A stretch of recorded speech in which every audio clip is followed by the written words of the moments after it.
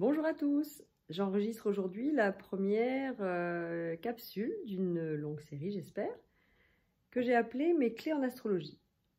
J'ai à cœur de partager avec vous des notions de base pour vous permettre de vous y retrouver quand vous serez face à votre mandala de naissance. Le mandala, c'est quoi? C'est la représentation du ciel au moment de votre naissance.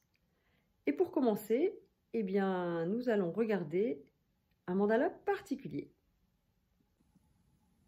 Alors, qu'est-ce qu'il a de particulier, ce mandala? Il est le thème astral d'une petite fille qui est née le 14 décembre 2022 à 22h22, précisément, à Fouesnant. Dans une famille de fans de foot, ils n'ont pas eu le temps d'arriver à la maternité et elle s'appelle donc Victoire. Ces informations sont importantes. Retenez qu'il nous faut une date de naissance exacte, précise, et un lieu de naissance précis. En général, actuellement, c'est dans la maternité. Mais si c'est sur la route, eh bien, ça vaut le coup de le noter.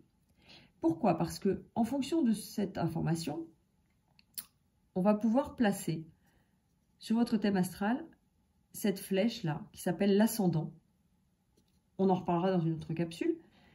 Mais je veux que vous reteniez qu'il faut venir voir un astrologue avec une date de naissance précise que vous trouvez dans votre livret de famille, sur un acte de naissance que vous pouvez demander à la mairie ou sur votre carnet de santé, car souvent les mémoires des mamans ne suffisent pas. Alors, que trouve-t-on comme information sur ce mandala?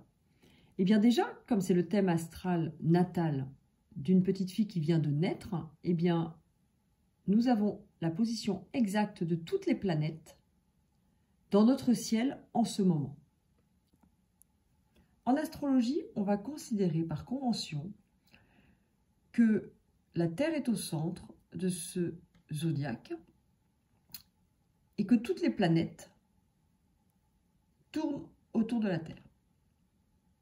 Alors bien sûr, on sait tous que la Lune tourne autour de la Terre et que la Terre, comme toutes les planètes, tourne autour du Soleil. Mais pour que ce soit plus facile, on représente le zodiaque comme la bande de ciel qui passe au-dessus de notre tête. Alors, on va donc avoir dans cette bande de zodiaque les 12 constellations ou signes du zodiaque. On commence toujours par le bélier, le taureau, le gémeaux, le cancer, le lion, la vierge, la balance, le scorpion, le sagittaire, le capricorne, le verseau et le poisson.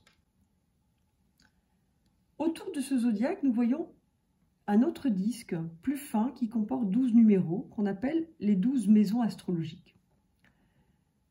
Chacune d'entre elles commence par une petite flèche qu'on appelle une cuspide. Et 4 cuspides sont remarquables. La première cuspide, c'est l'entrée dans la maison 1, c'est l'ascendant.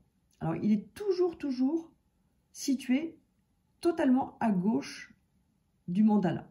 En fait, il correspond à l'est, à l'énergie qui se lève à l'est, on en reparlera. Et pour me souvenir de cela, moi j'imagine que je regarde la France ou le mandala d'en haut avec ici l'est, ici le sud, ici le nord et ici l'ouest. Nous allons pouvoir repérer maintenant la position des planètes dans le ciel à l'heure de naissance de Victoire. Nous dirons que Victoire a son soleil qui est placé à 22°51' dans le signe du Sagittaire, qu'elle a Mercure à 11°31' dans le signe du Capricorne, qu'elle a Vénus à 5°56' dans le signe du Capricorne, que sa Lune est à 6 degrés de la Vierge, que Mars est à 13 degrés du Gémeaux, que Jupiter est à 29°33' du Poisson. Et là, il faut se rappeler que 29°33', c'est pas si loin de 29 degrés 59 minutes. Et après 29 degrés 59, eh bien on a 30 degrés qui n'existent pas puisqu'on passe à 0 degré du Bélier. Il y a donc bien 30 degrés dans chaque signe. 30 degrés x 12, ça fait 360 degrés, c'est-à-dire le disque complet. On était à Jupiter, Saturne, qui est à 20 degrés 52 du Verseau. Ce sont les planètes qu'on appelle les planètes personnelles. C'est cette planète-là. Les planètes suivantes, qui sont au nombre de 3, sont appelées des planètes invisibles ou transpersonnelles. Elles ont une influence plus collective sur la société. Elles bougent très très lentement et toute une génération a la même position pour ces planètes-là, alors que les 7 autres planètes bougent et sont différentes pour chaque personne au moment de sa naissance. Alors, les planètes lentes ou invisibles, à l'œil nu, on va les appeler Uranus, qui est à 15 degrés du Taureau, Neptune, qui est à 22 degrés du Poisson, et Pluton, la petite dernière, qui est très très loin et qui a une très grande influence, eh bien, elle est à 27 degrés du Capricorne. Alors ça, ce sont les planètes dans le ciel natal de Victoire. Et ces planètes, nous le verrons plus tard, auront donc une influence sur sa vie puisqu'elles vont lui fournir une énergie particulière.